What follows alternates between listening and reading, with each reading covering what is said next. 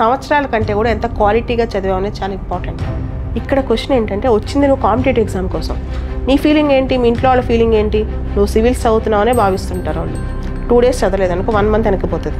రఫా border ఎక్కడుందో తెలియకపోతే waste. Hyderabad అయినా ఢిల్లీ అయినా కోచింగ్ క్వాలిటీలో తేడా ఉంటుందని నేను అనుకోను. నేను అప్పుడప్పుడు వాళ్ళపైన జోక్స్ వేస్తాను. ఉగ్గుపాలతో సివిల్స్ అని కొత్త కోర్స్ వస్తే యూపీఎస్సీకి ఫ్లవర్ ఇంగ్లీష్ అవసరం లేదు.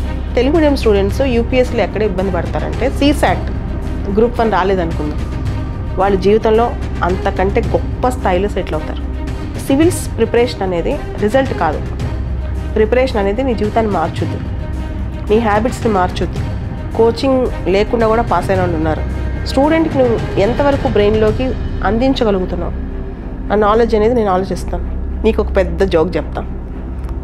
నా దృష్టిలో సివిల్స్ ఎగ్జామ్ కంటే కానిస్టేబుల్ ఎగ్జాము, డిఎస్సి ఎగ్జామ్ ఇవి పాస్ అవడం కష్టం. యూపీఎస్సీని అసలు ఇంటర్వ్యూ అన్నారు, అది దట్ ఈజ్ పర్సనాలిటీ టెస్ట్, వ్యక్తిత్వ పరీక్ష. వ్యక్తిత్వ పరీక్ష అంటే నీ పర్సనాలిటీని అనలైజ్ చేస్తారు. వాళ్ళు చెప్తారు, ఆంధ్రాలో సివిల్స్ సర్వీసెస్ నువ్వు కనుక సివిల్స్ పాస్ అవుతే నేను ఒక డెమిగాడ్ లా చూస్తారు. ఇలాన్ మస్క్ ఎలాంటి సివిల్స్ ఎగ్జామ్ రాశాడు? పాస్ అయినా అవ్వకపోయినా జీవితానికి ఇది అంతం కాదు, ఆరంభం కాదు. There are many big things. ఎవరైనా పాస్ అవుతారు. నేను కూడా 2 సార్లు పాస్ అయ్యి చూపించాను. ఎవరైనా పాస్ అవుతారు. కొంతమంది అయితే బొమ్మరిల్లు పేరెంట్స్ ఉంటారు, అంటే వాళ్ళే పిల్లల బదులు చదివేస్తూ ఉంటారు. ఏ సబ్జెక్ట్ చదవాలో ఎంత చదవాలో ముందే చెప్పేస్తూ ఉంటారు. సివిల్స్ అనేది బేసిక్గా కొన్ని కాన్సెప్ట్స్ స్ట్రాంగ్గా నేర్చుకుని ప్యాషన్తో ముందుకెళ్తే రోజు కొంత టైం టేబుల్ వేసుకుని ఎవరైనా పాస్ అవుతారు. చాలామంది సబ్జెక్ట్ రాక ఫెయిల్ అవ్వరు, నెగిటివ్ మార్కింగ్ని ఎలా హ్యాండిల్ చేయాలో తెలియక ఫెయిల్ అవుతారు. సివిల్స్ చదివేటప్పుడు చాలా త్యాగాలు చేయాలి.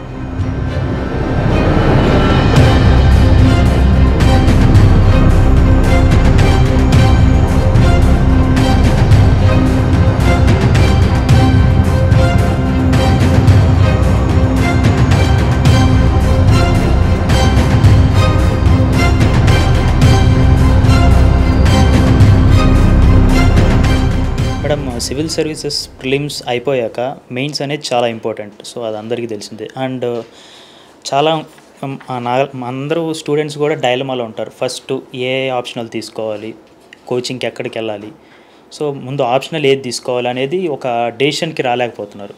సో దీని గురించి మీ ఏం సజెషన్ ఇస్తారు? సివిల్ సర్వీసెస్లో ముఖ్యంగా మెయిన్స్లో ఆప్షనల్ అనేది చాలా కీలక పాత్ర పోషిస్తుంది. It plays a key role అనమాట. అయితే ఆప్షనల్ సబ్జెక్ట్ చూజ్ చేసుకునే ముందు మనకు చాలా డైలమా ఉంటుంది. కొన్నిసార్లు ఒక ఆప్షన్ తీసుకుని అది మారుస్తూ ఉంటాం. సోషల్ సైన్సెస్లో అన్ని ఆప్షన్స్ సేఫ్ జోనే. కాకపోతే ఫస్ట్ ఆప్షన్ చూజ్ చేసుకునేటప్పుడు ఆ సబ్జెక్ట్ అంటే మనకి ఇంట్రెస్ట్ ఉందా? జనరల్గా సబ్జెక్ట్లో ప్రతి చాప్టర్ మనకి బట్టి రాదు, సబ్జెక్ట్లో ప్రతి చాప్టర్ ఇంట్రెస్ట్ ఉండదు. మెజారిటీ ఆఫ్ ద పోర్షన్ మనకి ఇంట్రెస్ట్ ఉందా? First question. అది మనకు సులభంగా చెప్పే టీచర్ ఉన్నారా? రెండో క్వశ్చన్. అన్నిటికన్నా important previous years questions option పేపర్లో PYQs చేయాలి. చేస్తే మనం కొంతన్నా క్వశ్చన్ అర్థమవుతుందా, అసలు ఏం అడిగాడు అర్థమవుతుందా, ఇవి కనుక చూసుకోగలిగితే కనుక 1 year ప్రాపర్గా. చాలామంది అనుకుంటారు మెయిన్స్ ముందు 2 months 3 months చదివితే ఆప్షనల్ అయిపోద్దని. కాదు, ప్రాపర్గా 1 year ప్రిపేర్ అవ్వాలి.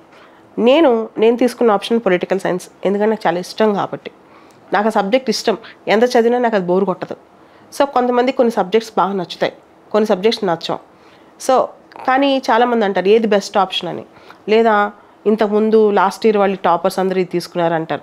అదంతా పర్సెప్షన్ అని నేను అనుకుంటాను. సో నేను తీసుకున్నాను మీరు ఆప్షన్ తీసుకోకూడదు, లేదా నాకు ర్యాంక్ వచ్చిందని మీరు తీసుకోకూడదు. ఫస్ట్ మీకు ఇంట్రెస్ట్ ఉండాలి, 2 మీకు నచ్చాలి, 3 మీకు మంచి టీచర్ దొరకాలి. ఇవన్నీ చాలా ఇంపార్టెంట్ అనమాట. మెయిన్స్ అప్పుడు ఇంకా ఆప్షన్ రోల్ చాలా ఎక్కువ ఉంటుంది కాబట్టి. ఎందుకంటే ఫైనల్ మార్క్స్లో చివరిలో మీకు మార్క్స్ వచ్చేటప్పుడు ఫైనల్ స్కోర్స్లో ఆప్షన్ అనేది చాలా కీలకం. ఆప్షన్లో వచ్చే మార్కులు యాడ్ అవుతాయి మీకు బాగా. కాబట్టి ఒక్కోసారి 250 వస్తాయి, ఒక్కోసారి 290 300 వస్తాయి. ఆ 50 మార్క్స్లో మన తలరాత ఉంటుంది అనమాట. అందుకనే ఆప్షన్ అనేది చాలా జాగ్రత్తగా ఆలోచించి తీసుకోవాలి. ఎవరో చెప్పారనో లేదా ఎవరో ఆప్షన్తో సక్సెస్ అయ్యారనో కాదు, మీకు సూట్ అవుద్దా లేదనేది చాలా ఇంపార్టెంట్. ఇప్పుడు trending option madam last year చాలా స్కోర్ అయిపోయింది అంటున్నారు. లాస్ట్ ఇయర్ స్కోర్ అయింది నెక్స్ట్ ఇయర్ స్కోర్ అవ్వాలని ఏం లేదు. యూపీఎస్సీ వాళ్ళు కూడా చెప్పలేరు నెక్స్ట్ ఇయర్ ఏది స్కోర్ అవుతుందో. అండ్ లెవెల్ ప్లేయింగ్ ఫీల్డ్ ఉంటుంది. ఇంకొకళ్ళ మంది వస్తారు, వాళ్ళు ఏమంటారంటే ఈ ఆప్షన్ సిలబస్ చాలా ఎక్కువ, ఈ ఆప్షన్ తక్కువ అంటారు. యూపీఎస్సీ అలా కావాలని ఒకదానికి సిలబస్ ఎక్కువ తక్కువే ఉండదు, ఈక్వల్లీ టఫ్ థింగ్సే ఉంటాయి అన్నమాట. కాబట్టి మనకి నచ్చింది చూస్ చేసుకుని మనకి ఈజీగా అడాప్టబుల్ అన్న ఆప్షన్ చూస్ చేసుకోవాలి. Ma'am group 1 civils mains exam descriptive అనగానే చాలామంది భయపడి వెనకడుగు వేస్తుంటారు. నిజంగా డిస్క్రిప్టివ్ ఎగ్జామ్ అంటే అంత కఠినంగా ఉంటుందా? యాక్చువల్గా గ్రూప్ 1లో కానీ సివిల్ సర్వీసెస్ ఎగ్జామినేషన్లో కానీ exam first stage prelims, second stage mains అనమాట. ప్రిలిమ్స్ అంటే ఆబ్జెక్టివ్ స్టైల్లో ఉంటుంది. మనం ఎగ్జామ్ హాల్కి వెళ్తాం, దానిలో మార్నింగ్ ఎగ్జామ్ ఉంటుంది, ఓఎంఆర్ షీట్స్ ఇస్తారు. సో దానిలో రాయాల్సిన పని ఉండదు అనమాట. మనం ఏం రాయం దానిలో, ఓన్లీ కరెక్ట్ ఆన్సర్ ఐడెంటిఫై చేస్తాం.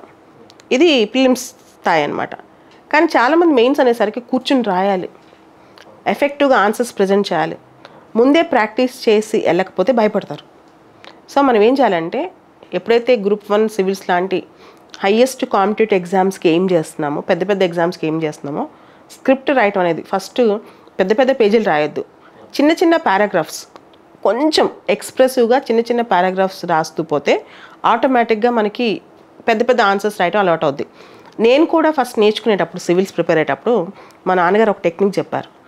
రకరకాల న్యూస్ పేపర్స్లో లెటర్స్ టు ద ఎడిటర్కి రాసిన ఉత్తరాలు వస్తాయి. ఆ లెటర్స్ టు ద ఎడిటర్లో ఏముంటుందంటే మనం చెప్పాలనుకున్న అంశము 100 వర్డ్స్లో 150 వర్డ్స్లో బ్రీఫ్గా చెప్పేస్తాం. ఒక విషయం పైన మన ఒపీనియన్ నీట్గా క్లుప్తంగా వివరిస్తాం అనమాట. మీకు రకరకాల నేషనల్ న్యూస్ పేపర్స్లో కానీ రీజనల్ న్యూస్ పేపర్స్లో కానీ ఈ లెటర్స్ టు ద ఎడిటర్స్కి ఉత్తరాలు రాసే కాలం ఉంటుంది అనమాట. చెప్పాలనుకున్న అంశాన్ని ఎంత స్పష్టంగా రాస్తారు, వాళ్ళు వాడే పదాలు కానీ వాళ్ళు తీసుకున్న స్టాండ్ కానీ అవన్నీ మనకు పనికొస్తాయి. సో అలా ఫస్ట్ స్టార్ట్ చేయాలి మనం. వాళ్ళు పబ్లిష్ చేసినా చేయకపోయినా మనం కొన్ని లెటర్స్ ఎడిటర్స్కి రాసి వేస్తూ ఉంటే కనుక మనకు కూడా క్లుప్తంగా, మీరు చూస్తే గ్రూప్ 1లో కానీ సివిల్స్లో కానీ ఇప్పుడు అంతా ఆల్మోస్ట్ మెయిన్స్లో 10 మార్కర్ క్వశ్చన్స్ 15 మార్కర్ క్వశ్చన్స్ ఎక్కువ ఉన్నాయి. దానిలో ఏంటి, నువ్వు అనుకున్న అభిప్రాయాన్ని నీట్గా వివరించగలగాలి. మొత్తం ఆ విషయం మీద నీకు తెలిసినంత రాయకూడదు. ఒక ఒపీనియన్ మాత్రం తీసుకుని వాళ్ళు అడిగిన దానికి ఆన్సర్ చేయాలి. అంటే క్లుప్తంగా మనం అనుకుని చెప్పాలి అంటే మాత్రం ఇలాంటి పద్ధతిలో ముందు ప్రాక్టీస్ చేయడం మంచిది. ఒకేసారి గ్రూప్స్, సివిల్స్, బ్యాంకింగ్ ఇలా చాలా ఎగ్జామ్స్ ఉండడం వల్ల అన్నిటికీ ఒకటేసారి ప్రిపేర్ అవ్వడం బెటరా, ఒక్క దాని మీద ఫోకస్ అయ్యి ఒక్కటి ఎగ్జామ్ ప్రిపేర్ అవ్వడం బెటరా? ఏపీపీఎస్సి, టీఎస్పీఎస్సి వాటిలో గ్రూప్ 1 ఎగ్జామ్ సిలబస్ 70% మ్యాచ్ అవుతుంది సివిల్స్తో. And last 2 times APPSC results వచ్చాయి కదా, ఆల్మోస్ట్ గ్రూప్ 1 పాస్ అయిన వాళ్ళు అందరూ సివిల్స్ ప్రిపేర్ అయిన వాళ్ళే, అందరు వాళ్ళే. సో నేనంటాను, ఏదైతే సిలబస్ కామన్గా ఉందో 50% + సిలబస్ కామన్గా ఉంటే ఆ ఎగ్జామ్స్ మీరు అటెంప్ట్ చేయండి. ఆ జాబ్ చేసేది లేని తర్వాత సిలబస్ కామన్గా ఉన్న ఎగ్జామ్స్ మాత్రం మీరు అటెంప్ట్ చేసేసేయండి. అండ్ మనం చెప్పలేం, ఒక్కొక్కసారి మీకు 3-4 జాబ్స్ కూడా రావచ్చు. నా స్టూడెంట్స్ చాలామందికి 3-4 జాబ్స్ వచ్చిన సందర్భాలు ఉన్నాయి. ఒక 5 ఏళ్ళు అసలు ఏం జాబ్ రాకుండా ఒకటే సంవత్సరం అన్ని జాబ్స్ వచ్చేసాయి. అలాంటి వాళ్ళైతే చాలామంది ఉన్నారు. ఒక్కొక్కసారి 4-5 జాబ్స్ కొట్టేస్తారనమాట. సో నా సజెషన్ ఏంటంటే, మీకు ఎలిజిబిలిటీ ఉన్న అన్ని కాంపిటేటివ్ ఎగ్జామ్స్ రాయండి. మీకు అప్పుడు exam hall management, time management, దాంతోపాటు ఎగ్జామ్ స్ట్రెస్, ఎగ్జామ్ హాల్లోకి వెళ్ళాక స్ట్రెస్, అవన్నీ అలవాటైపోతాయి. నేను ఇంత కష్టంలో కూడా నేను సివిల్స్ రాసేటప్పుడు నాకు ఎలిజిబిలిటీ ఉన్న చాలా ఎగ్జామ్స్ అప్లై చేసి అన్నిటికీ లేదని ఎగ్జామ్కి. రీజన్ ఏంటంటే అసలు ఆ మెట్లెక్కి రకరకాల ప్లేసెస్కి ఎగ్జామ్ రాయటం, అలాంటి ఇన్ఫ్రాస్ట్రక్చర్ ఎగ్జామ్ రాయటం. ఎందుకంటే చాలా ఎగ్జామ్ హాల్స్లో ప్రాపర్ ఇన్ఫ్రాస్ట్రక్చర్ ఉండదు మనకి. అయినా కూర్చొని ఎగ్జామ్ రాయగలగటం, ఎగ్జామ్ హాల్లో ఎక్కడైనా డిస్టర్బ్ అయినా కూర్చొని ఎగ్జామ్ రాయగలగటము, టైంలో పేపర్ ఇవ్వటము, ఆ పేపర్లో హాల్ టికెట్ నెంబర్లు వేయటం అన్నీ నేర్చుకున్నాను విత్ మాక్ ఎగ్జామ్స్. ఎక్కడంటే నాకు ఎలిజిబిలిటీ ఉన్న వేరే ఎగ్జామ్స్ అన్నీ లేదు, మాక్గా ఫీల్ అయ్యేదాన్ని, మోడల్ ఎగ్జామ్ ఫీల్ అయ్యేది రాసేదాన్ని అనమాట. దానివల్ల నాకు చాలా ఉపయోగపడింది. అందుకని మీరు ఉద్యోగం చేసేది లేని తర్వాత ఏ జాబ్ సెలెక్ట్ చేసుకుంటారో తర్వాత, కానీ ఎగ్జామ్ మాత్రం అన్నీ రాయాలి. మ్యామ్ సివిల్స్ ఎగ్జామ్స్ అలాగే గ్రూప్స్ ఎగ్జామ్స్ ప్రిపేర్ అయ్యే విలేజ్ స్టూడెంట్స్ కోసం మీరు ఏమైనా చెప్పగలరా మేడం? గ్రామీణ ప్రాంతాల్లో ఉండి సివిల్స్ గ్రూప్స్ చదివేవాళ్ళు కొన్ని లక్షల మంది ఉంటారు 2 తెలుగు రాష్ట్రాల్లో. ఇన్ఫ్యాక్ట్ అందరు నమ్మరు కానీ అర్బన్లో ఉండే పిల్లల కంటే వాళ్ళు ఎక్కువ కష్టపడతారు, ఎక్కువ అవర్స్ కూర్చుంటారు. వాళ్ళ కోసమే మీరు చూస్తే అందరి చేతిలో ఇప్పుడు ఇంటర్నెట్ ఉంది. కావాల్సిన రిసోర్సెస్, రాజ్యసభ టీవీ డిబేట్స్ కావచ్చు, లోక్సభ కావచ్చు, గవర్నమెంట్ వెబ్సైట్స్ కావచ్చు, సివిల్స్ గ్రూప్ 1కి లేని మెటీరియల్ ఇంటర్నెట్లో లేదు. కాబట్టి ఇప్పుడు ప్రిపరేషన్ అనేది ఎక్కడున్నామని కాదు, ఎలా చదివామనేది చాలా ఇంపార్టెంట్. రకరకాల యూట్యూబ్ ఛానల్స్ వచ్చేసాయి మనకి సలహాలు ఇవ్వడానికి. సో ఇన్ని వచ్చిన తర్వాత గ్రామీణ ప్రాంతాల్లో ఉన్న వాళ్ళకు కూడా సులభమే అవుతుందన్నమాట. ఇంతకుముందు ఇంకోటి ఉండేది అపోహ, సివిల్ సర్వీసెస్ కానీ గ్రూప్స్ కానీ పాస్ అవ్వాలంటే హైదరాబాద్కే రావాలి, ఢిల్లీకే వెళ్ళాలి, ఇలాంటి ఆలోచన ఉండే. ఇప్పుడు ఏం కాదు, ఎక్కడుండైనా కొట్టచ్చు. అలా కొట్టిన వాళ్ళు కూడా చాలామందే ఉన్నారు. కాకపోతే హైదరాబాద్ లాంటి ప్లేస్కి వస్తే అడ్వాంటేజ్ ఒకటి ఉంది. ఏంటి అంటే పీర్ గ్రూప్ ఉంటుంది. ఒకటే చోట ఎక్కువ మంది ప్రిపేర్ అయ్యే వాళ్ళు ఉంటారు కాబట్టి వాళ్ళు ఎలాంటి మెథడ్స్ ఫాలో అవుతున్నారు, వాళ్ళని కొంచెం సలహాలు అడగటానికి, పుస్తకాలు ఏంటి చూసుకోవడానికి, కాస్త కంపానియన్షిప్ దొరకడానికి పనికి వస్తుంది. కానీ కేవలం గ్రామీణ ప్రాంతాల్లో ఉండి సిటీస్ రానంత మాత్రం కొట్టలేమని కాదు. కానీ సిటీలో వస్తే అవగాహన కాస్త పెరిగే అవకాశం ఉంది. ఎంతోమందిని కలుస్తాం కదా, దాని మీద మనకి ఇప్పుడు మీరే ఉన్నారు, మీరు ఊర్లో ఉన్నప్పుడు మీ మైండ్ సెట్ ఎలా ఉండేది, నాలెడ్జ్ లెవెల్స్ ఎలా ఉండేవి, హైదరాబాద్ వచ్చిన తర్వాత ఎలా చేంజ్ అయ్యి మీకు కూడా అర్థమై ఉంటుంది. ఆ డిఫరెన్స్ తెలుస్తుంది.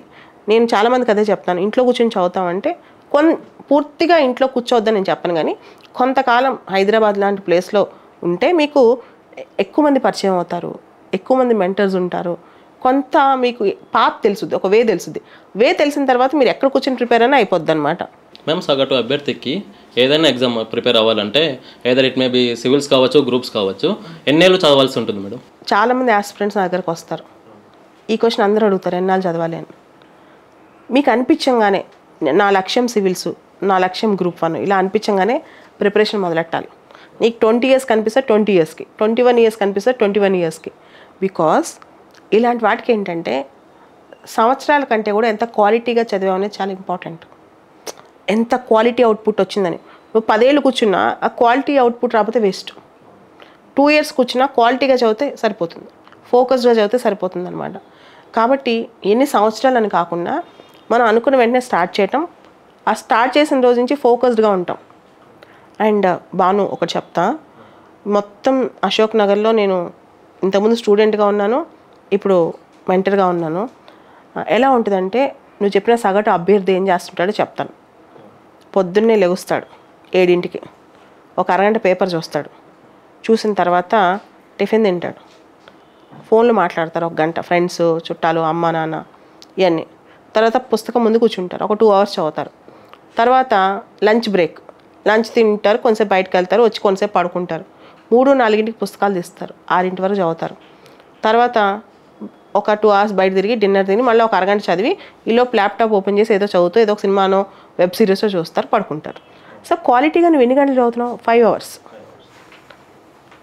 ఇక్కడ క్వశ్చన్ ఏంటంటే వచ్చింది నువ్వు కాంపిటేటివ్ ఎగ్జామ్ కోసం, నీ ఫీలింగ్ ఏంటి, మీ ఇంట్లో వాళ్ళ ఫీలింగ్ ఏంటి? నువ్వు సివిల్స్ చదువుతున్నావు అనే భావిస్తుంటారు వాళ్ళు. నీ ఫీలింగ్ ఏంటి? సివిల్సే చదువుతున్నావు కానీ నువ్వు ఎన్ని అవర్స్ పెడుతున్నావు, చాలా ఇంపార్టెంట్. అలా కాకుండా నేను చెప్తాను, ఒక అభ్యర్థి కొన్ని టెక్నిక్స్ పాటించాలి. రోజుకి క్వాలిటీ అవుట్పుట్ ఎంత ఇస్తున్నారు, ఎన్ని అవర్స్, 24 గంటలు 10 గంటలన్నా ప్రాపర్గా కూర్చుంటున్నారు. ఓకే, తర్వాత ప్రాపర్ బ్రేక్స్ తీసుకోండి. 3 hours చదవండి, ½ an hour బ్రేక్ తీసుకోండి, మళ్ళీ ఇంకో 2 hours చదవండి, ఇంకో ½ గంట బ్రేక్ తీసుకోండి, ఈవినింగ్ వాక్ చేయండి, మార్నింగ్ యోగా లాంటి చేయండి. కానీ క్వాలిటీగా నువ్వు కనీసం 9-10 గంటలు చదవాలి. కాంపిటేటివ్ ఎగ్జామ్ ఫీల్డ్లోకి వచ్చినప్పుడు ఇంజనీరింగ్ లాగా నేను 1 or 2 hours చదువుతానంటే కుదరదు. ఎగ్జామ్ ముందు బాగా చదివేసి ఎగ్జామ్ లేనప్పుడు నేను ఎంజాయ్ చేస్తానంటే కుదరదు. ఈ ఎగ్జామ్ అనేది ఫోకస్డ్గా స్మార్ట్ వర్క్ చేసే వాళ్ళకి. అండ్ 2 రోజులు గ్యాప్ వచ్చిందనుకో, 2 days చదవలేదనుకో, 1 month వెనక్కిపోతుంది. ఈవెన్ నేనున్నాను అనుకో, నేను గత 20 సంవత్సరాలుగా ఇదే ఫీల్డ్లో ఉన్నాను, కానీ ఈ రోజుకి కూడా నేను చదవాల్సిందే. చదవకుండా క్లాస్కి వెళ్తే అది ఎఫెక్టివ్గా ఉండదన్నమాట. ప్రతిరోజు మార్నింగ్ కరెంట్ అఫైర్స్ చదివి నేను క్లాస్కి వెళ్తాను. ఓకే, ఎందుకంటే సివిల్ సర్వీసెస్లో నువ్వు ఎంత చదివినా అప్డేట్ వస్తూనే ఉంటుంది, ఎవ్రీడే అప్డేట్ వస్తూనే ఉంటుంది. సివిల్ సర్వీస్ ఎగ్జామే డైనమిక్గా మారుతుంది అనమాట. అలా మారేటప్పుడు చెప్పేవాళ్ళు డైనమిక్గా ఉండాలి, వినేవాళ్ళు డైనమిక్గా ఉండాలి, ఎగ్జామ్ రాసేవాళ్ళు డైనమిక్గా ఉండాలి. సో నువ్వు కూడా డైనమిక్గా అవ్వాలి, నువ్వు కూడా అప్డేట్ అవ్వాలి. ఇప్పుడు పాలస్తీనా ఇష్యూ, ఇజ్రాయెల్ పాలస్తీనా విషయం మీకు తెలుసుండి రీసెంట్గా పాలస్తీనా మీద అప్డేట్ తెలియకపోతే వేస్ట్. నువ్వు యుఎన్లో పాలస్తీనాకి మెంబర్షిప్ ఇవ్వాలని రెజల్యూషన్ పెట్టారు, ఈ అప్డేట్ నీ దగ్గర లేకపోతే వేస్ట్. రఫా బార్డర్ ఎక్కడుందో తెలియకపోతే వేస్ట్. అర్థమైంది కదా? సో ఎగ్జామ్ మొత్తం అప్డేట్ అయిపోతుంటుంది. ఎగ్జామే స్పాంటేనియస్ అనమాట, సివిల్స్ కానీ గ్రూప్ 1 కానీ. ఇంత స్పాంటేనియస్ ఎగ్జామ్లో నేను రోజు కొంతసేపు చదువుతానంటే కుదరదు.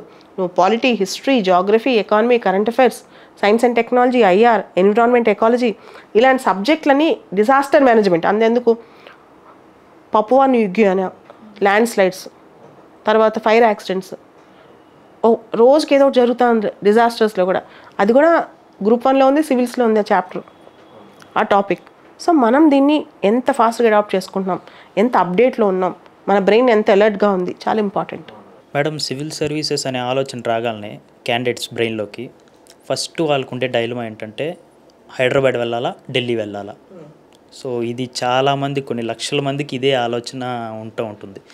అండ్ వాళ్ళు ఏ స్టెప్ తీసుకోవాలనేది డిసైడ్ చేసుకోలేకపోతున్నారు ఈ విషయంలో. సో మీరు దీన్ని ఏం చెప్తారు? హైదరాబాద్ అయినా ఢిల్లీ అయినా కోచింగ్ క్వాలిటీలో తేడా ఉంటుందని నేను అనుకోను. First and last thing, Delhi గొప్ప అన్న, హైదరాబాద్ తక్కువ అని, లేదా హైదరాబాద్ గొప్ప అన్న, కోచింగ్ క్వాలిటీ సేమ్ ఉంటుంది. అండ్ ఇప్పుడు ఏమైనా చాలా హైదరాబాద్ కోచింగ్ ఇన్స్టిట్యూట్లో కూడా ఢిల్లీ వాళ్ళు కూడా ఇక్కడికి వచ్చి టీచ్ చేస్తున్నారు. అక్కడ ఉన్న బెస్ట్ టీచర్స్ కూడా ఇక్కడికి వస్తున్నారు. అండ్ సెకండ్ థింగ్, ఢిల్లీలో పెద్ద పెద్ద కోచింగ్ ఇన్స్టిట్యూట్స్ దేనికి వెళ్ళినా మీకు క్లాస్లో 500 నుంచి 600, 700 ఉంటారు. ఒక స్టూడెంట్ని టీచర్ గుర్తుపెట్టుకుని ఆ స్టూడెంట్ క్లాస్కి వచ్చారా లేదా గుర్తుండే సందర్భం కూడా ఢిల్లీలో ఉండదు. అదంతా మన రెస్పాన్సిబిలిటీ అవుతుంది. కానీ ఢిల్లీకి ఎందుకు ఎక్కువ ప్రిఫర్ చేస్తారంటే, ఇండియాలో అన్ని రాష్ట్రాల నుంచి ఢిల్లీకి వెళ్తారు. ఢిల్లీకి వెళ్ళినప్పుడు ఏమవుతుందంటే అక్కడ జనం ఎక్కువ కనిపిస్తారు, కాంపిటీషన్ ఎక్కువ కనిపిస్తుంది, ఆటోమేటిక్గా ప్రపోర్షనల్గా ర్యాంక్స్ ఎక్కువ కనిపిస్తాయి. ఓకే, సో అలాని ఢిల్లీ బెస్ట్ అని గాను, హైదరాబాద్ కుదరతాను. హైదరాబాద్లో కూడా సేమ్ లెవెల్ ఆఫ్ కోచింగ్ దొరుకుతుంది. అండ్ హైదరాబాద్లో ఉన్న అడ్వాంటేజ్ ఒకటి చెప్తాను. అడ్వాంటేజ్ ఏంటంటే, హైదరాబాద్లో కూర్చొని చదివితే మన ఫుడ్ కానీ, మన కండిషన్స్ కానీ, మోర్ ఇంపార్టెంట్లీ నీకు ఏదైనా డౌట్ వస్తే టీచర్ యాక్సెసిబిలిటీ కానీ హైదరాబాద్లో ఎక్కువ ఉంటుంది. కానీ ఢిల్లీలో పోటీ ప్రపంచం ఎక్కువ ఉంటుంది. అంటే ఏంటి, సీరియస్గా చదివే స్టూడెంట్స్ ప్రపోర్షనల్గా అక్కడికి ఎక్కువ వెళ్తారు కాబట్టి అక్కడ బాగా చదివే వాళ్ళు ఎక్కువ కనిపిస్తూ ఉంటారు. వాళ్ళని చూసి మనకు మోటివేషన్ లెవెల్స్ పెరుగుతుంటాయి. ఆ అడ్వాంటేజ్ అక్కడ ఉంది. ఇక్కడేమో టీచర్ యాక్సెసిబిలిటీ ఎక్కువ ఉంటుంది. ఈ రెండు, ఇక్కడ ఒక అడ్వాంటేజ్, అక్కడ ఒక అడ్వాంటేజ్. ఓవరాల్గా 100% చెప్తున్నాను, కోచింగ్ సెంటర్ కానీ టీచర్ కానీ రోల్ కొంత పర్సెంటే.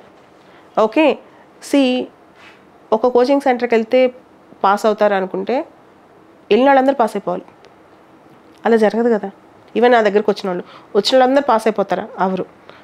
కొంతమంది ఉంటే అంతకంటే ఎక్కువ స్టూడెంట్కి ఆ ప్యాషన్ ఉండాలి, ఆ డెడికేషన్ ఉండాలి, ఫోకస్ ఉండాలి, ఆ నేర్చుకోవాలని తపన ఉండాలి.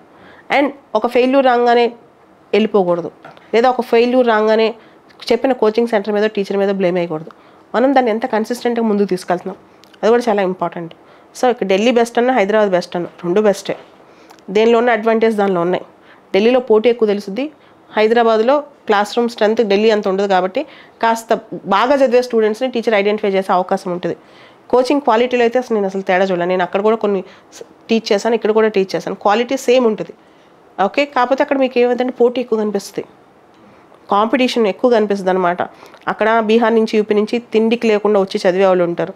వాళ్ళకి రోజు 20 గంటలు చదువుతారు. మన స్టూడెంట్స్ ఏమో రోజు ఫ్రెష్గా అప్పుడే నిద్రలేసి క్లాస్కి వస్తారు. ఓకే, ఆ పెయిన్ కనపడదు మన వాళ్ళు. పెయిన్ ఉంటుంది, ఎలా సాధించాలని కసి ఉంటుంది, అది మన వాళ్ళు తక్కువ కనిపిస్తుంది ఒక్కోసారి.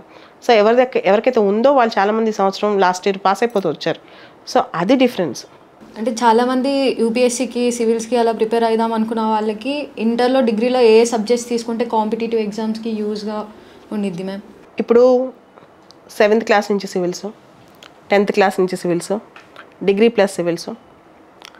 నా దగ్గరికి అయితే బుడ్డ పిల్లలు వస్తారు, ఫస్ట్ క్లాసు, యూకేజీ వచ్చి, మేడం మేము ఇన్స్పైర్ అయ్యాం, యూట్యూబ్లో వీడియోలు చూసాము, చాలామంది ర్యాంకర్స్వి, ఎలా ఐఏఎస్ అవ్వాలో చెప్పండి, మేము కలెక్టర్ అవుతాం, ఎస్పీ అవుతాం అని. నేను అప్పుడప్పుడు వాళ్ళపైన జోక్స్ వేస్తాను. ఉగ్గుపాలతో సివిల్స్ అని కొత్త కోర్స్ వస్తే ఉగ్గుపాలలోని సివిల్స్ కలిపి వేసేస్తామని చెప్పి. ఓకే, సో అదంతా కాదు. సివిల్స్ అనేది it's a competitive exam. Academic ఎగ్జామ్స్ని, కాంపిటేటివ్ ఎగ్జామ్స్ని కలపటమే పెద్ద బ్లండర్ అని నేను అంటాను. నువ్వు మెడిసిన్ చదువు, ఇంజనీరింగ్ చదువు, సిఏ చదువు, లా చదువు, బిఏ చదువు నీకు ఇష్టమైతే, దానికి సివిల్స్కి కనెక్ట్ చేసి చదవటం అనేది కరెక్ట్ కాదు. నువ్వు ఇంటర్మీడియట్ అప్పుడు అనుకున్నావు సివిల్స్ చదువుదామని, 7th అప్పుడే అనుకున్నావు. ప్యారలల్గా రోజుకి ఒక అరగంట, పావు గంట, వారానికి 1 గంట టైం పెట్టుకుని ఇప్పటి నుంచి సివిల్స్కి ఏం కావాలో అది నేర్చుకో. నువ్వు బీటెక్ చదువు. నువ్వు యాక్చువల్లీ ఏమవుతుందంటే సివిల్స్ ఇంటర్వ్యూకి వెళ్ళినప్పుడు డాఫ్లో డీటెయిల్డ్ అప్లికేషన్ ఫామ్లో ఎకడమిక్స్లో నువ్వేం చదివావు అని అడుగుతారు. దానిలో నీకు ఒక కోర్స్ ఉండి నీకు ఇష్టమే, నీ ఫేవరెట్ కోర్స్, నువ్వు దాన్ని మనస్ఫూర్తిగా ఆన్సర్ చెప్పగలవు. నువ్వు సివిల్స్ కోసమే ఇంటర్మీడియట్లో హెచ్ఈసీ జాయిన్ అయ్యి బీఏలో history, political science, public administration తీసుకుని అంత చేయక్కర్లేదని నేను అంటాను. నీకు ఇష్టమైన ప్రొఫెషనల్ కోర్స్, నీకు ఇష్టమైన గ్రాడ్యుయేషన్, ఈవెన్ ఆర్ట్స్ అయినా తీసుకొని ఇష్టం అది.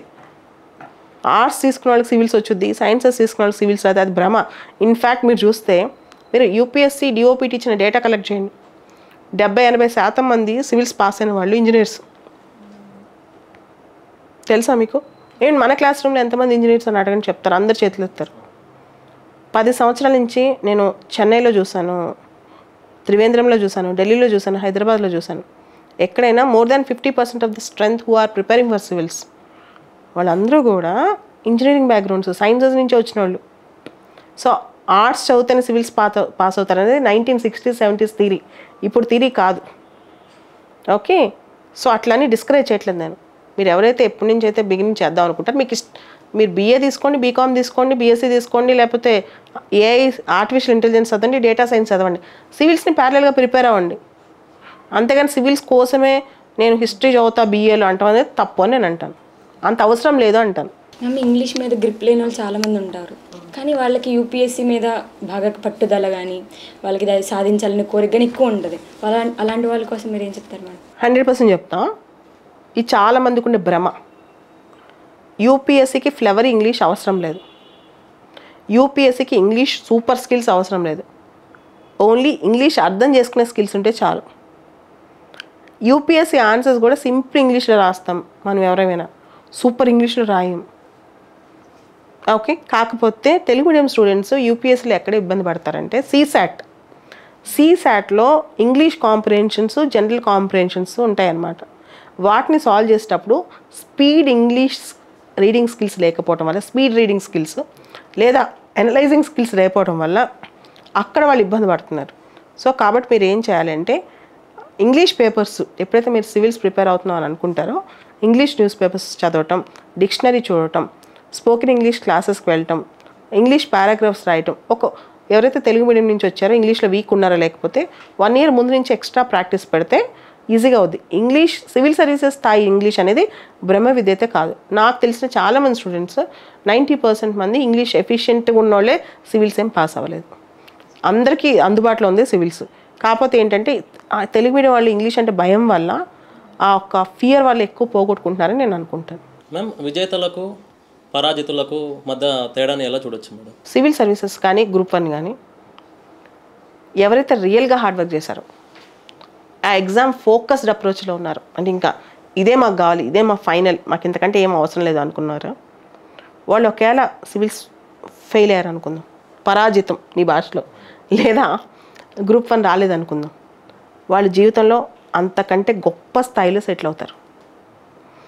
నా చరిత్రలో ఎవరైతే సివిల్స్ని సీరియస్ తీసుకున్నారో వాళ్ళు పాస్ కాకపోవటం అంటే జరిగితే వాళ్ళు జీవితంలో అంతకంటే ఎక్కువ సాధించారు. కొన్ని సందర్భాల్లో వాళ్ళు పాస్ కాకుండా వాళ్ళకి మంచిగా జరిగింది అనిపిస్తుంది నాకు. పెద్ద బిజినెస్ మ్యాగ్నెట్స్ అయ్యారు, పొలిటీషియన్స్ అయ్యారు, ఫిల్మ్ స్టార్స్ అయ్యారు, రకరకాల డైరెక్టర్స్ అయ్యారు, ఈ స్థాయిలో ఉన్నారు. ఓకే, ఎవరైతే సివిల్స్ దాకా వచ్చి సీరియస్గా చదవలేదో, ఊరికే ఇక్కడికి వచ్చి 4-5 గంటలు చదివి టైం పాస్ చేశారు, వాళ్ళ జీవితంలో ఫెయిల్ అయ్యారు. సివిల్స్ ప్రిపరేషన్ అనేది రిజల్ట్ కాదు, ప్రిపరేషన్ అనేది నీ జీవితాన్ని మార్చుద్ది, నీ హ్యాబిట్స్ని మార్చుద్ది, నీ పర్స్పెక్టివ్స్ని మార్చుద్ది, సమాజాన్ని అనలైజ్ చేసే స్కిల్స్ పెరుగుతాయి, దాంతోపాటు బ్యాలెన్స్ ఆఫ్ మైండ్ వచ్చేస్తుంది. ఇంతకుముందున్న కోపం, ఆవేశం, ఇంతకుముందున్న ఎరాటిక్ డెసిషన్స్ ఇవేమీ సివిల్స్ ప్రిపేర్ అయ్యాక నీలో ఉండవు.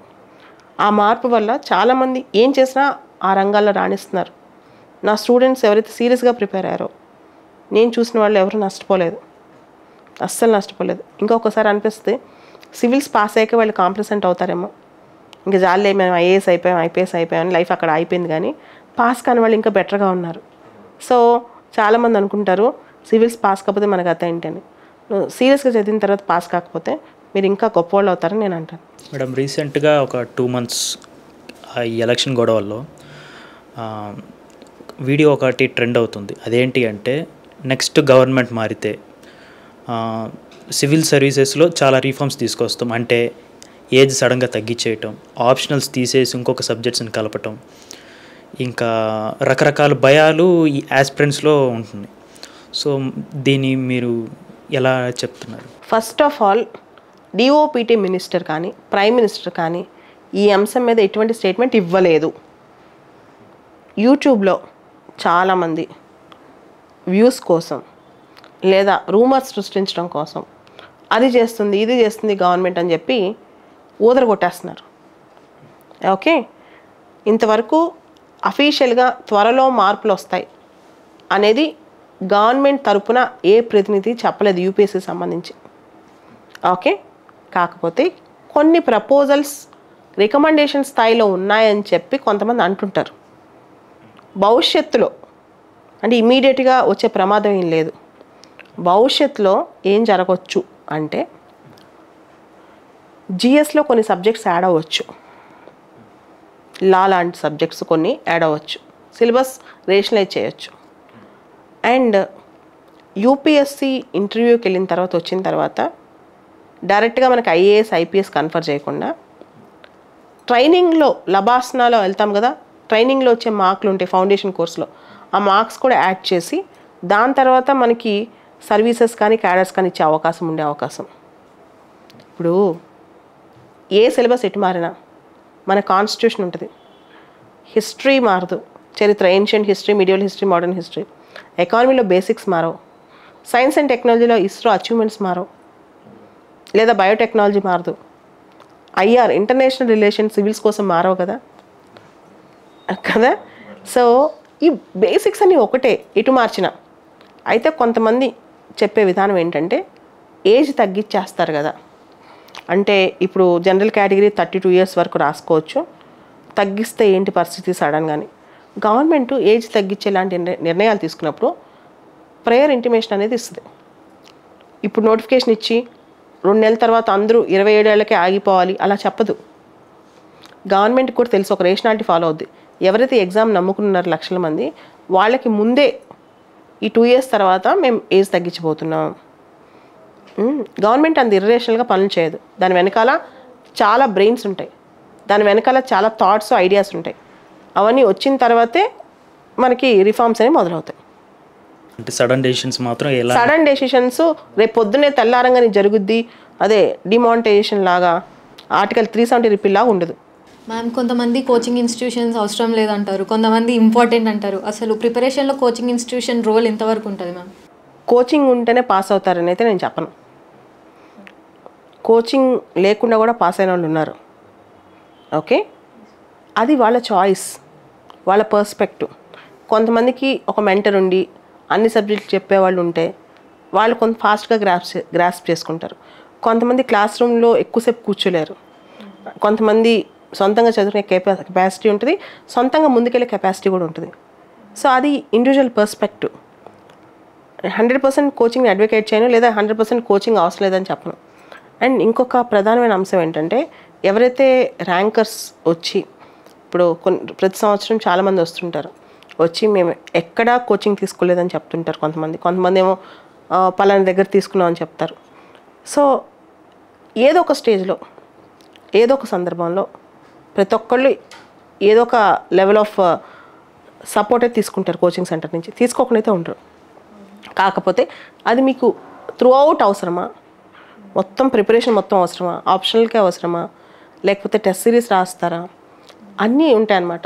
ఇంకొక సందర్భంలో ఒకే క్యాండిడేట్ ఆప్షన్లో ఒకసారి కోచింగ్ తీసుకుంటారు ఒక చోట, ఇంకో చోట జిఎస్ కోచింగ్ తీసుకుంటారు. అది కూడా రకరకాల పర్స్పెక్టివ్స్ ఉంటాయి, దాన్ని బట్టి ఉంటుంది అనమాట. అంతేగాని కోచింగ్ పూర్తిగా ఉపయోగం అన్న, కోచింగ్ లేకపోతే పాస్ కాలేరు అని అన్న, అది మన పర్స్పెక్టివ్స్ని బట్టి ఉంటుంది.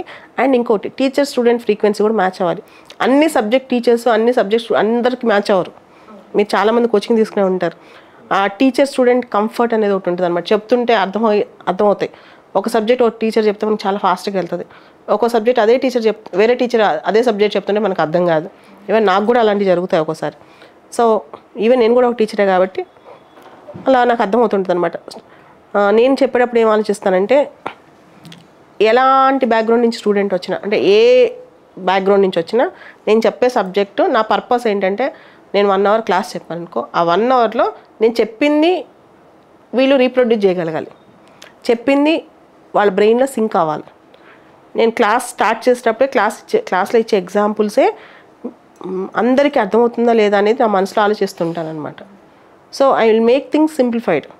ఒక్కోసారి ఏమవుద్దంటే కొన్ని సందర్భాల్లో కొంతమంది స్టూడెంట్స్ ఎవరైతే రూరల్ ప్లేస్ నుంచి వస్తారో, కొంతమంది స్టూడెంట్స్కి ఆ పర్టికులర్ సబ్జెక్ట్ అర్థం కాకపోతున్నా ఓవర్ సింప్లిఫై చేసిన సందర్భాలు కూడా ఉంటాయి.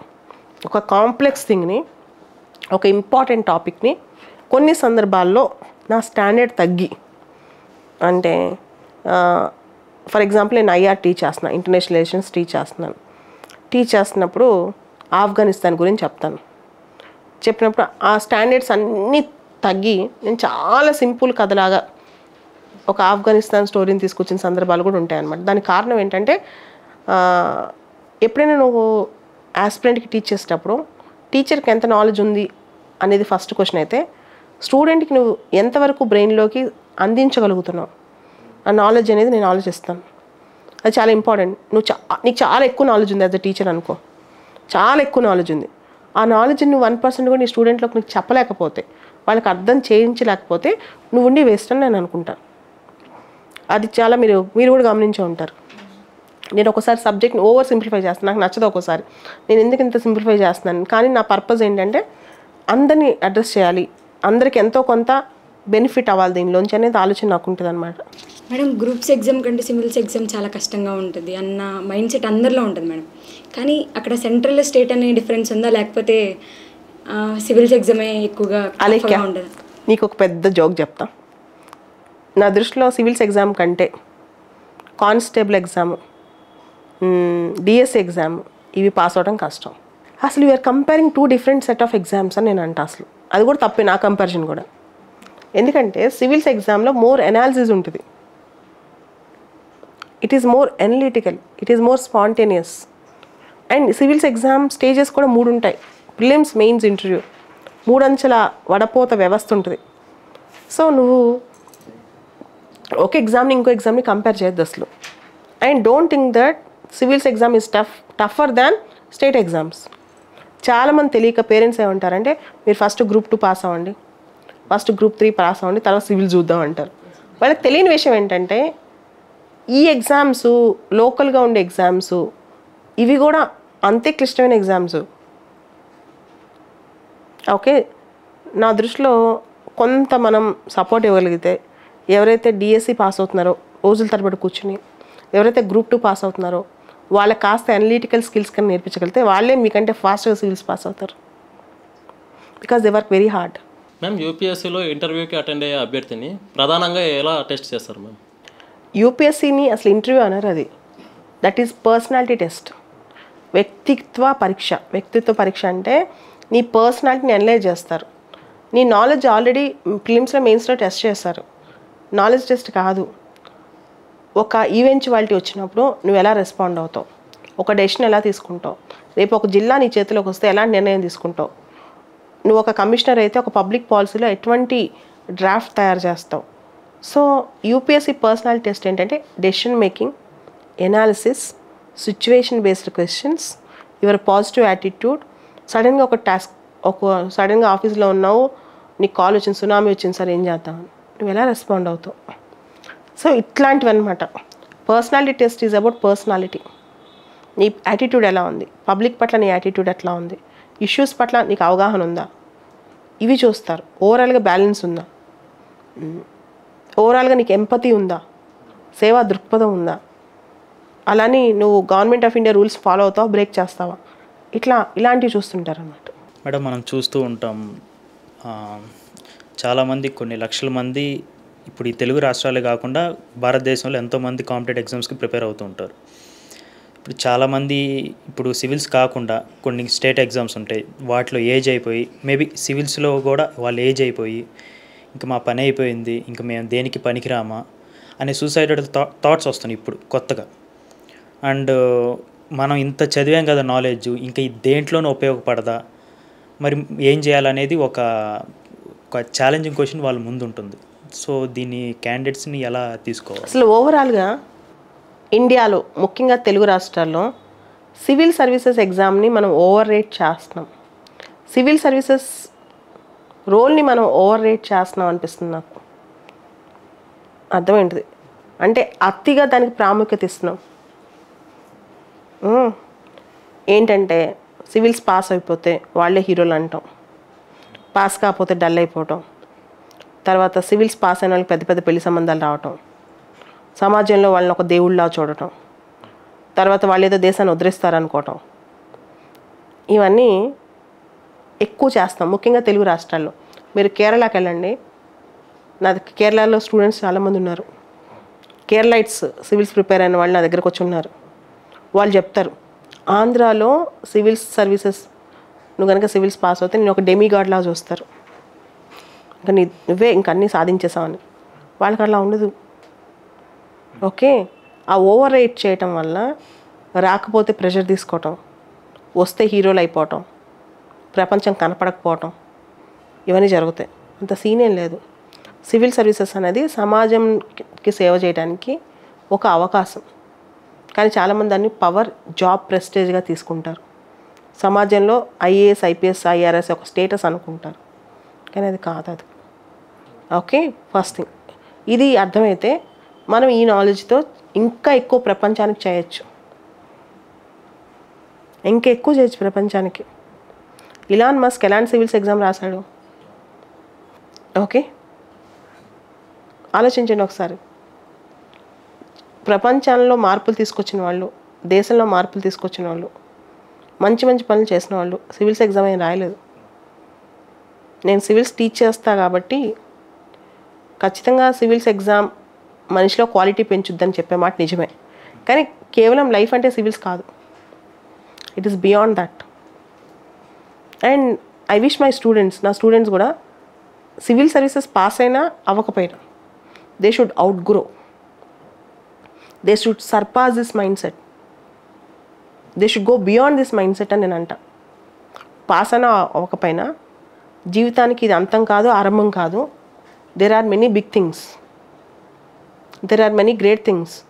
You can create employment. నువ్వు ఎంప్లాయ్మెంట్ సృష్టించి 100 మందికి ఉద్యోగాలు ఇవ్వచ్చు, ఒక మంచి స్టార్టప్ చేయొచ్చు. చాలా డిఫరెంట్ స్టార్టప్స్ వస్తున్నాయి కదా. రీసెంట్గా ఒక స్టార్టప్ వచ్చింది, ఏది రాకెట్స్ తయారు చేసే స్టార్టప్ హైదరాబాద్లో, స్కై రూట్ స్పేస్. వాళ్ళు అసలు అంతకంటే గొప్ప విషయం ఉందా? దేశానికి సేవ అనేది అనేక అంశాలు చేయొచ్చు.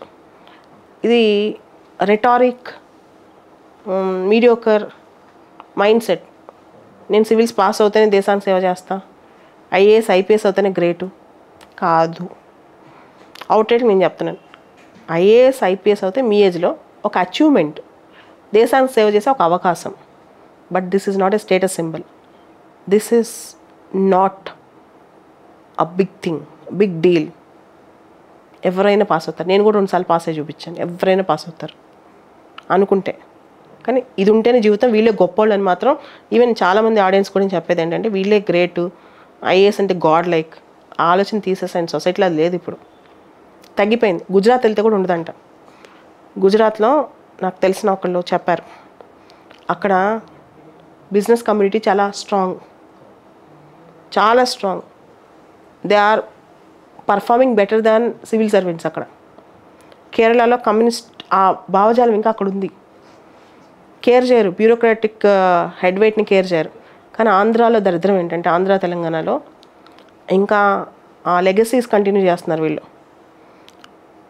ఒక ఐఏఎస్ రాగానే డోర్ తీసి ఒక ఆయన సెల్యూట్ కొట్టడం, దట్ ఈజ్ రాంగ్. అది కాదు సరే. ఇన్ఫ్యాక్ట్ ఐఏఎస్ వస్తే అది నీ రెస్పాన్సిబిలిటీ, దేశానికి నువ్వు అంకితం. ఇంకా అలా అనుకోకుండా నేను ఏదో సాధించేశాను, నేను గ్రేటు, నేను ఎవరినైనా ఏదైనా మాట్లాడేయచ్చు, నేను ఏదైనా చేసేయచ్చు, ఇది రాంగ్. అలాంటి పర్స్పెక్టివ్స్ ఉన్నాయి కాబట్టి హార్ట్గా తీసుకుంటున్నారు ఇక్కడ పేరెంట్స్ ప్రెషర్ కానీ, ఇన్లాస్, తర్వాత పెళ్ళాక ఇన్లాస్ కూడా దీంతో చాలా ముడిపడి ఉంటాయి కాబట్టి ఇట్లా చేస్తుంటారు. కానీ నథింగ్ ఇది. మ్యామ్, పేదరికంతో ఆర్థిక సమస్యలు ఎదురవుతున్న వాళ్ళు ఉంటారు కదా మ్యామ్, ఏదో సాధించాలని తపన వాళ్ళలో ఉంటుంది. వాళ్ళకి మీరు ఇచ్చే సజెషన్ ఏంటి మ్యామ్? అలానే కోచింగ్ ఇన్స్టిట్యూట్ కానీ బుక్స్ కానీ అఫోర్డ్ చేయకుండా విజయం సాధించాలని ఏదో ఒకటి ట్రై చేస్తూ ఉంటారు, వాళ్ళకి మీరు ఇచ్చే సజెషన్? ఇందాక చెప్పాను రేణు, నేను చాలా పెద్ద విషయం చెప్పాను ఒకటి. ఈ రోజుల్లో రిసోర్సెస్కి, ఈ రోజుల్లో చదువుకున్న ఇన్ఫర్మేషన్కి కొదవలేదు. నీ దగ్గర సెల్ ఫోన్ ఉంటే డేటా మొత్తం నీ చేతిలో ఉంది. సివిల్స్ కావాల్సిన మెటీరియల్ 100 times ఎక్కువ నీ చేతిలో ఉంది. అంతకంటే నీకేం కావాలి? పేదరికం సివిల్స్కి అడ్డు కాదు, ఏ ఛాలెంజ్ సివిల్స్కి అడ్డు కాదు. సివిల్సే కాదు, ఏ గ్రూప్ 1 ఎగ్జామ్కి ఏది కూడా. కానీ ప్రాబ్లం ఏంటంటే సివిల్స్ అయితే క్యాలెండర్ ఉంటుంది. అంటే నెక్స్ట్ ఇయర్ ఏం జరుగుద్ది అనేది 1 year ముందే మనకి ప్రిలిమ్స్ ఎప్పుడు, మెయిన్స్ ఎప్పుడు, ఇంటర్వ్యూ ఎప్పుడు అన్నీ తెలిసిపోతాయి. రిజల్ట్స్ ఎప్పుడో కూడా తెలిసిపోద్ది. కానీ గ్రూప్ 1 ఎగ్జామ్స్ ఇవి ఎప్పుడు పడతాయో, ఎప్పుడు పోస్ట్ పోన్ అవుతాయో, దానిలో ఎంతమంది రిక్రూట్ అవుతారో, ఎలా రిక్రూట్ అవుతారో ఎవరికి అర్థం కాదు. కాబట్టి బెటర్ నువ్వు సివిల్స్ నమ్ముకోవడం ఫార్ బెటర్. గ్రూప్ 1 కోసమే బతకొద్దు. ఓన్లీ గ్రూప్ 1 కోసమే నువ్వేం చేయొద్దు, జీవితాన్ని వదులుకోవద్దు. Group 1 is a parallel. నువ్వు ఒకటి చేస్తూ గ్రూప్ 1 ప్యారలల్ చేసుకో. కానీ సివిల్స్ని కొంత నమ్ముకోవచ్చు. అట్లీస్ట్ నువ్వు పాస్ అయ్యావో పాస్ కాలేకపోయావో అనేది నీకు రిజల్ట్ తెలుసుద్ది. కానీ గ్రూప్ 1 అలా ఉండదు. అసలు ఎగ్జామ్ జరిగితే కదా ఫస్ట్. మేడం, సివిల్స్ ప్రిపరేషన్లో పేరెంట్స్ యొక్క రోల్ ఎలా ఉంటే మంచిది అంటారు మేడం? చాలామంది పేరెంట్స్ కొందరు సపోర్ట్ చేస్తారు, కొందరు సపోర్ట్ చేయరు, కొందరేమో ఎక్కువగా సపోర్ట్ చేసి మొత్తం ముందరికి వెళ్ళేదాకా చూస్తూ ఉంటారు. కొంతమంది పేరెంట్స్కి అవగాహన ఉంటుంది సివిల్స్ మీద, కొంతమందికి అసలు ఉండదు. కొంతమంది అయితే బొమ్మరిల్లు పేరెంట్స్ ఉంటారు. అంటే వాళ్ళే పిల్లల బదులు చదివేస్తూ ఉంటారు. ఏ సబ్జెక్ట్ చదవాలో, ఎంత చదవాలో ముందే చెప్పేస్తూ ఉంటారు. కొంతమంది ఓవర్ ప్రెషర్ పెడతారు. పిల్లలు కంప్లైంట్స్ కూడా వస్తారనమాట, మా మదరే అని చెప్పేస్తుంది, నేను ఏం చేయాలో, అసలు ఇవి నా పక్కనే వద్దు అని చెప్పి. కొంతమంది పేరెంట్స్ ఏమో ఎందుకులే సివిల్స్, నువ్వు సాఫ్ట్వేర్ తీసుకుని వెళ్ళిపోవచ్చు కదా అని. ఇంకొంతమంది పేరెంట్స్ ఏంటంటే పిల్లలు గ్రాడ్యుయేషన్ అయిపోగానే సెటిల్ అవ్వాలని కోరుకుంటుంటారు. సో ఇవన్నీ పక్కన పెడితే ఎటువంటి సపోర్ట్ ఉన్నా లేకపోయినా మనం స్వతంత్రంగా ప్రిపేర్ అవ్వాలి. పిల్లల్లో ప్యాషన్ లేనిదే సివిల్స్ కొట్టించలేం. పేరెంట్స్లో ఎంత ఉన్నా మనలో ప్యాషన్ ఉండాలన్నమాట. అది ఫస్ట్. అది మీ అందరికీ తెలుసు. ఓకే, మనలో ప్యాషన్ ఉంటే ఈజీగా పాస్ అవుతాం. సివిల్స్ అనేది బేసిక్గా కొన్ని కాన్సెప్ట్స్ స్ట్రాంగ్గా నేర్చుకుని ప్యాషన్తో ముందుకెళ్తే రోజు కొంత టైం టేబుల్ వేసుకుని ఎవరైనా పాస్ అవుతారు. మ్యామ్, సివిల్స్ గ్రూప్ 1 ప్రిపేర్ అయ్యే అభ్యర్థులు ప్రిలిమ్స్, మెయిన్స్ ఏ విధంగా ప్రిపేర్ అవ్వాలి? వేరువేరుగా ప్రిపేర్ అవ్వాలి? యాక్చువల్గా ప్రిలిమ్స్, మెయిన్స్ కోర్ కంటెంట్ ఒకటే, బేసిక్ కాన్సెప్ట్స్ ఒకటే. మనకి polity, history, geography, economy, current affairs, science and technology, environment, ecology ఇలాంటి సబ్జెక్టులు ఉంటాయి. ఈ సబ్జెక్ట్లో బేసిక్స్ సివిల్స్కి, గ్రూప్ 1కి, ప్రిలిమ్స్లోనే, మెయిన్స్లోనే ఒకటే. ఇది చదివిన తర్వాత అప్పుడు ప్రిలిమ్స్ సపరేట్గా, మెయిన్స్ సపరేట్గా ప్రిపేర్ అవ్వాలి. ప్రిపేర్ అయ్యేటప్పుడు ఎప్పుడు కూడా ప్రీవియస్ ఇయర్స్ క్వశ్చన్స్ ఒకసారి మనం చూసుకోవాలి. PYQs అనేవి మనకు బైబుల్ లాంటివి, కంపల్సరీ ఫాలో అవ్వాలి. అప్పుడే మనకి క్వశ్చన్ పేపర్ స్టాండర్డ్స్ మనకు అర్థమవుతాయి. ఏ లెవెల్లో క్వశ్చన్ పేపర్ వస్తుంది, మనం దాన్ని ఎలా రీచ్ అవ్వాలి. అదేవిధంగా ఆ సంవత్సరం ఎగ్జామ్కి ఏ క్వశ్చన్స్ చాలా ఇంపార్టెంట్, ఇవన్నీ కూడా జాగ్రత్తగా ప్రిపేర్ అవ్వాలి. మ్యామ్, చాలామంది క్యాండిడేట్స్ సంవత్సరాలు ప్రిపేర్ అయ్యి అండ్ వాళ్ళకి అటెంప్ట్స్ అన్నీ పోయి ఏమి రాక, అంటే ఫర్ సపోజ్ ఒక రూమ్మేట్సే ఉంటారు, ఒక అతను 5-6 years నుంచి చదువుతున్నాడు, సివిల్స్ కొట్టలేకపోయారు. ఇప్పుడు ఇతను మేబీ సీరియస్ క్యాండిడేట్ అవ్వచ్చు, సెకండ్ పర్సన్. అతనిలో ఒక టెన్షన్ మొదలవుద్ది, వామో వీళ్ళే కొట్టలేకపోతున్నారు, బ్రిలియంట్ మైండ్స్, మనం ఏం కొట్టగలం అనేది ఒక థాట్ మొదలవుతుంది. సో దీనివల్ల వాళ్ళు ఏ ఎమోషన్స్ని కూడా వాళ్ళు బ్యాలెన్స్ చేయలేకపోతున్నారు. ఒక ఫెయిల్యూర్ వచ్చినా కానీ ఓకే ఇది మనకు కూడా ఇదే ఇద్దేమో అని చెప్పి ఇది ఒక ఆలోచనలు వస్తున్నాయి చాలామందిలో. ఒక నిజం చెప్తా కిరణ్, అండ్ నా ఎక్స్పీరియన్స్లో చాలా తెలివిగల పిల్లలు, ఎక్కువ తెలివైన పిల్లలు, సివిల్ సర్వీసెస్ సాధించకుండా ఉన్నోళ్ళు ఉన్నారు, చాలా తక్కువ తెలివి ఉన్నోళ్ళు, తక్కువ సాధించి వెళ్ళిపోయిన వాళ్ళు ఉన్నారు. నాకే ఒక్కొక్కసారి ఎందుకు ఇలా జరుగుతుందని క్వశ్చన్ వస్తుంది. దానికి కారణం ఏంటంటే సివిల్ సర్వీసెస్ ఎగ్జామ్ అనేది ఇందాక చెప్పాను, వీఆర్ ఓవర్ రేటింగ్ ఇట్ అని. ఎక్కువ తీసుకుంటున్నాం మనసుకని. It is like any other smart game. నీకు క్రికెట్ రావటం వేరు, ఆ రోజు మ్యాచ్ ఆడటం వేరు. నీకు మంచి పేరు ఉండటం వేరు, ఎలక్షన్స్లో గెలవటం వేరు. సివిల్ సర్వీసెస్లో సబ్జెక్ట్స్ రావటం ఒక ఎత్తు, ఎగ్జామ్ అప్రోచ్ తెలియటం ఇంకొక ఎత్తు. నీకు సబ్జెక్ట్ తక్కువ వచ్చినా ఎగ్జామ్ హ్యాండిల్ చేయటం తెలియటం ఇంపార్టెంట్. అది తెలియక చాలామంది నష్టపోతారు. 1 సంవత్సరం లక్ అనుకోవచ్చు, 2 సంవత్సరం బ్యాడ్ లక్ అనుకోవచ్చు. 3-4 ఏళ్ళు సివిల్స్ పోతుందంటే మాత్రం మనలో లోపం ఉంది, పక్కాది. ఓకే, నీకు సబ్జెక్ట్ కొంచెం వచ్చినా ఎగ్జామ్ అప్రోచ్ తెలియాలి. చాలామంది ఎగ్జామ్లోకి వెళ్ళి డంబ్ అయిపోతారు. నేనంటాను మాక్ ఎగ్జామ్స్ ముందే, నువ్వు June 16th ఎగ్జామ్ రాసే ముందు June 2nd ఒక పేపర్ తీసుకుని కూర్చొని రాయి. నువ్వు ఎక్కడ డంబ్ అవుతున్నావు నీకు అర్థమైపోద్ది. దాన్ని నువ్వు రెక్టిఫై చేసుకో. ఎగ్జామ్కి వెళ్ళే ముందు నీ తప్పుల్ని 5-6 సార్లు రెక్టిఫై చేసుకో, అప్పుడు ఎగ్జామ్కి వెళ్ళు.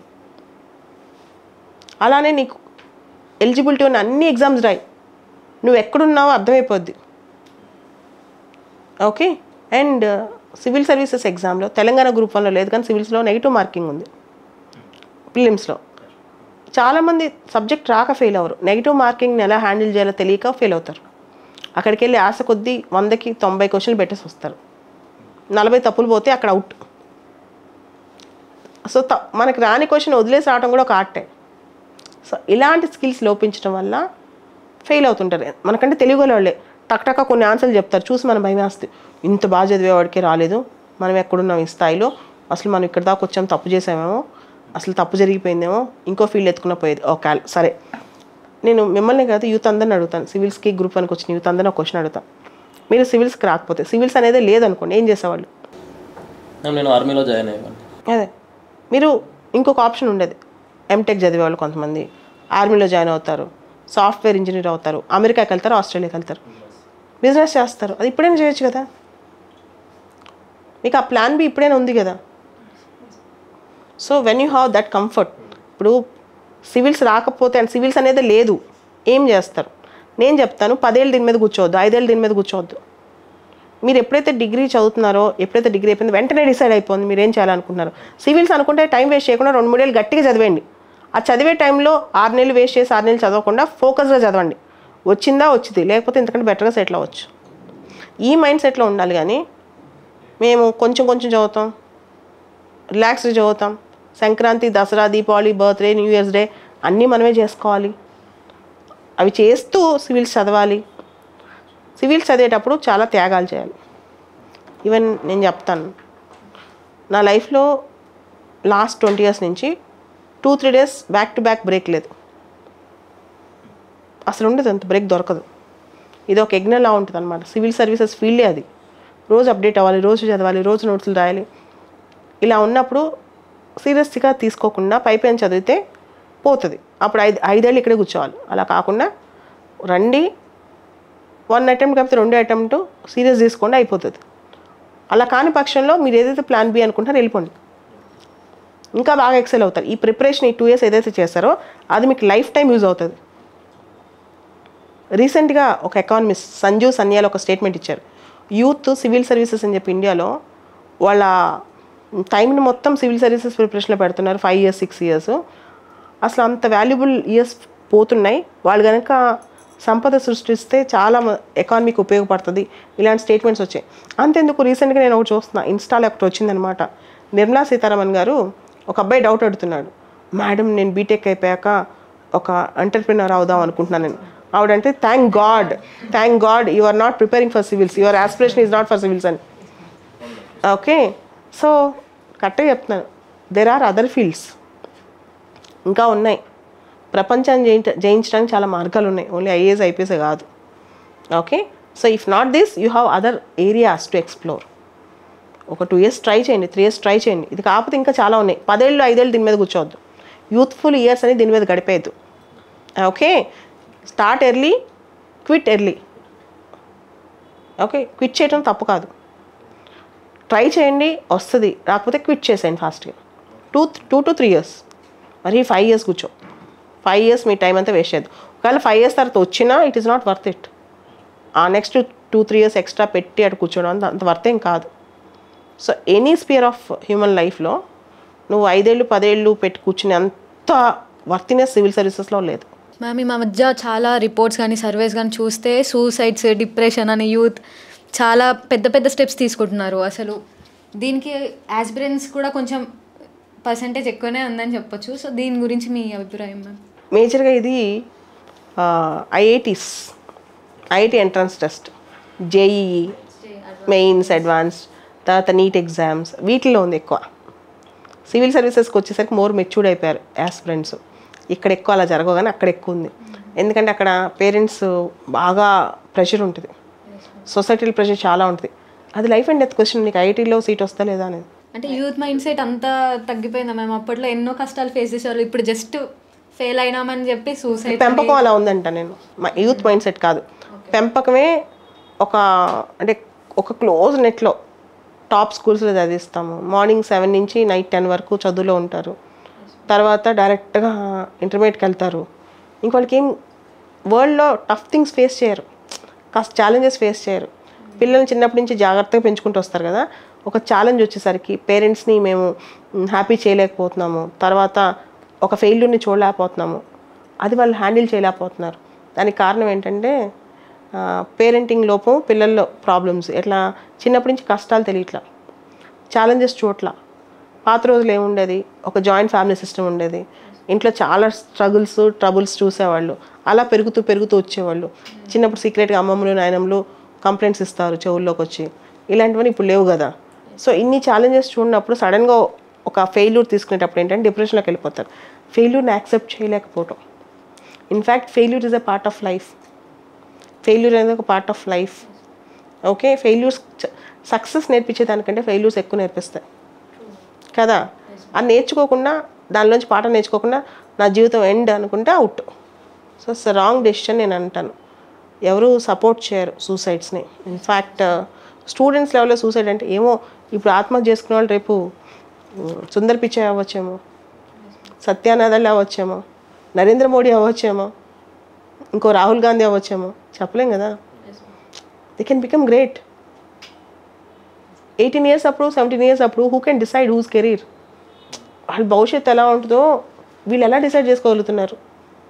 నరేంద్ర మోడీ 18 years అప్పుడు ఏం చేసేవాడు? అబ్దుల్ కలాం గారు 18 years అప్పుడు ఏం చేసేవాళ్ళు? వీళ్ళందరూ ఏం చేసేవాళ్ళు? ఆలోచించండి. నాకు అప్పుడు ఆశ్చర్యం అనిపిస్తుంది ఒకసారి, 20 years బ్యాక్ నా లైఫ్ ఏంటి అని కదా. ఇప్పుడు ఇండిపెండెంట్గా బతుకుతున్నాను, అప్పుడు నేనేంటి?